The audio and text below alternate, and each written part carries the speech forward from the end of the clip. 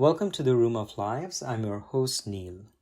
In this final episode, veteran Albert shares his struggles with physical and mental trauma throughout his life and career, and how he received a surprising amount of healing from Ibogaine treatment through our psychedelic research study.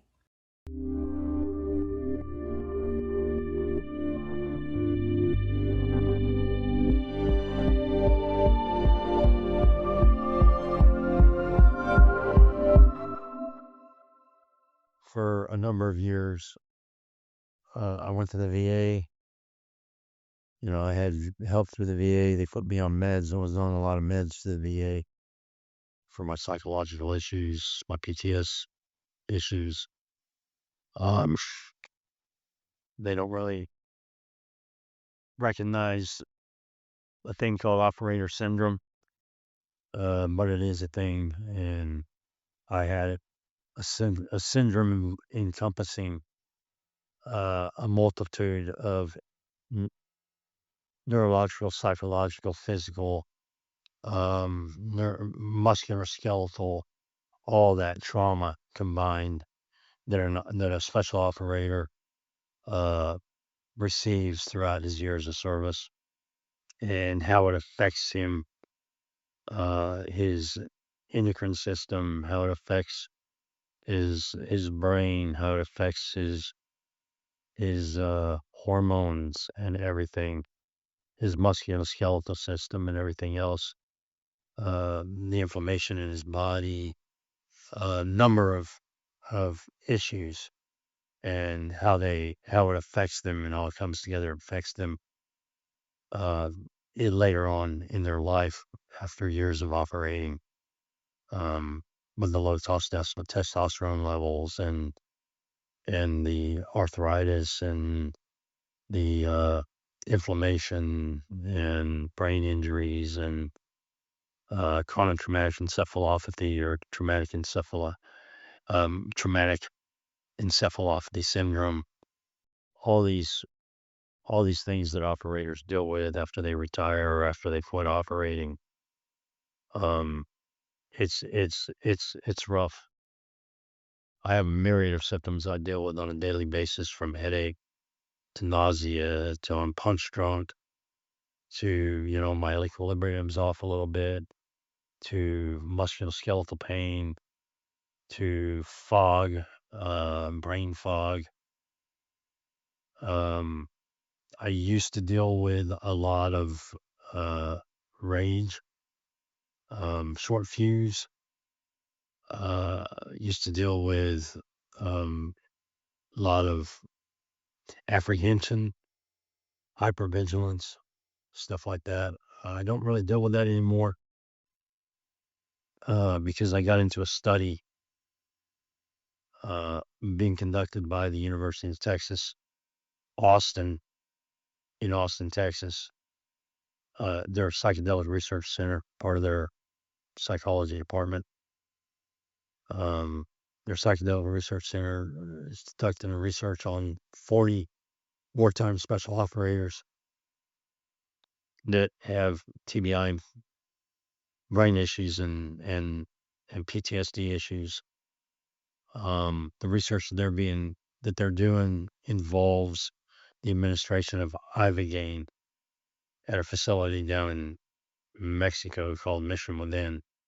I used to deal with a myriad of PTSD issues that I don't deal with anymore because of the Ibogaine.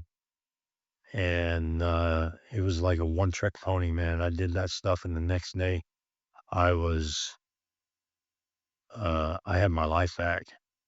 Like I'm like to a point to where you know, I mean, I had a lot of PTS issues growing up as a child, so I'm more solid on the psychological level, on the psychological side of things. Even though I still have my neurological issues, on the psychological side of things, I'm more solid than I was as a child, and I'm grateful for that. I'm grateful for the University of Texas providing me that opportunity, recognizing my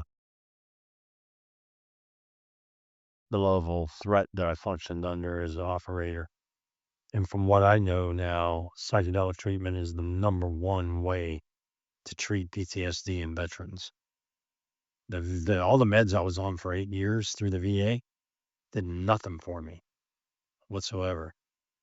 Um, they zombied me out a little bit, made me a little less aggressive, but I was still short fused, and I was still, I was borderline. I mean, I wasn't suicidal, but that's because I have a wonderful wife and a great support network through her, and I have beautiful children and grandchildren. And but I tell you what, um, I was my wife will tell you, she was in living hell with me. Um, Especially when I came off my meds, I decided that I didn't need them anymore, and she said it was 3 years of living hell. And now I look back, I can't even believe the way I was. I wasn't violent or anything. I was just hyper vigilant and verbally aggressive, and just caught up in my past, and extremely apprehensive, and uh, just on edge constantly. And the Ibogaine took all that away, and it opened up that space that allowed me to work on myself. It opened up that space in my head. It took all that stuff away. It opened up that space, and then Mission Within gave me the tools through integration process after the Ibogaine, and they continue to provide me those tools, and so does the research program, to uh, daily work on my integration back into my life, and um, in order to take what Ibogaine gave me and build on it. And what Ibogaine does is, when you take it, you have a psychedelic trip. Um, it can be harsh or it can be kind, but it's not any type of a psychedelic drug that you want to be partying with for sure. And most people that take it say, "I'll never take that again." Um, it's a harsh trip, physically, psychologically. It's harsh, and because it's so harsh, after you do your trip, the next day at Mission Within, they also give you 5-MeO DMT, and the 5-MeO DMT is like seeing and visiting God. I guess that's the best way I can explain from what I've heard. I haven't done it because I'm much because of the study I'm under, um, because of the research study that sent me there. I wasn't able to do the 5-MeO DMT because they're studying the effects of the Ibogaine. Um, Ibogaine will take your problems and it will lay the truth out, and it will put it in your face. And if you don't accept it, if you reject it in the middle of your trip, it will grab you by the neck and slam you to the ground and give you what you need. When you come out of it, you're going to have what you need. You're either going to get it through harsh treatment from the drug, or you're going to get it uh, through some kind, you know, trip. But one way or another, you're going to get it. So what I didn't do is I didn't cooperate with it initially. I rejected it psychologically. During my trip, I tried rejecting it. I thought I was creating what was going on in my brain. I thought my ego was creating what was going on, and it wasn't the Ibogaine working on me. I thought I was ruining my trip, that I was taking charge of it. And then what was happening in my trip was something that I was doing and that I was ruining the whole experience. That I was just, you know, blatantly to put it, I was fucking everything up. And I I was screwing everything up.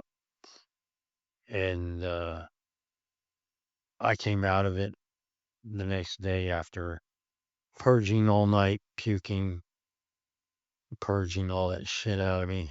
I believe I was spiritually purging stuff up.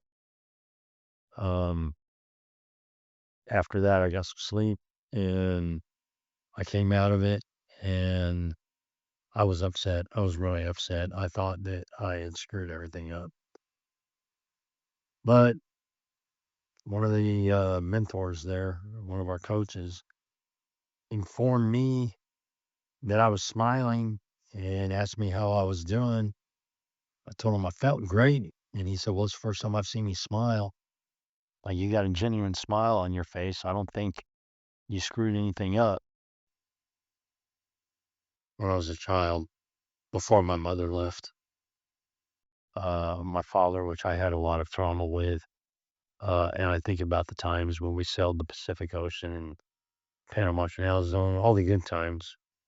I try to think of good times with my mom. Don't really have a whole lot of them to reference. I can't really remember hardly any of them, but I try. Um, she's deceased now. She died. She did not want me on her deathbed.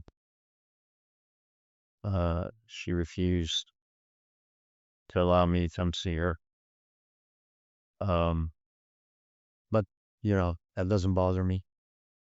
I had my issues with her. I don't have them anymore, and I'm grateful for the fact, if anything, that she brought me into this world, gave me an opportunity to live this life and experience what I've experienced. Um, I'm grateful that I survived cancer. I had a hard time in the past prior to Ibogaine accepting compliments, accepting smiles, accepting, I mean, it was awkward to me. I couldn't smile genuinely. I couldn't engage the upper muscles in my cheek. And it's like my smile wasn't genuine. Uh, I was a hard man. And now I can smile. I can be grateful. I can be grateful for this beautiful world that the Lord has given us. And I can see his beauty in it and see him in it. Uh, Prior to I beginning, I couldn't. Uh, my communication, I'm grateful for my communication now that I have my ability to communicate you with my friends and family without feeling apprehensive and to be able to have an actual communication without my ego getting involved and to be able to enjoy a conversation and smile and have eye contact without worrying or without thinking that they're going to think that I want to get into a fight with them or they're going to think this or going to think that, you know. I had a hard time with eye contact prior to the Ibogaine in a conversation because I grew up in an extremely violent environment. And if you had eye contact with someone too much, somebody, where I was growing up, it'd be like, what are you eyeballing me for? You know, if jump if you're froggy. And, you look at somebody too much, you're going to bite. And so you just walk around ready to fight and, or avoid it, you know? And, I, uh, I'm grateful that I don't think like that anymore and that I'm able to communicate, have a conversation and focus on the conversation and not what someone else is thinking. I had a lot of trauma in my life as a child. I was neglected. I was rejected. I was physically abused. I was mentally abused. I was psychologically abused. I was sexually abused. Uh, you name it. I experienced it. And there was a lot of psychological drama and baggage weighing on me prior to doing Ibogaine. And after Ibogaine, all of that was lifted. It wasn't only life changing, it was life giving. It literally gave me life. A life that was withering away. Thanks for joining Albert and me today in the Room of Lives. Take care until next time.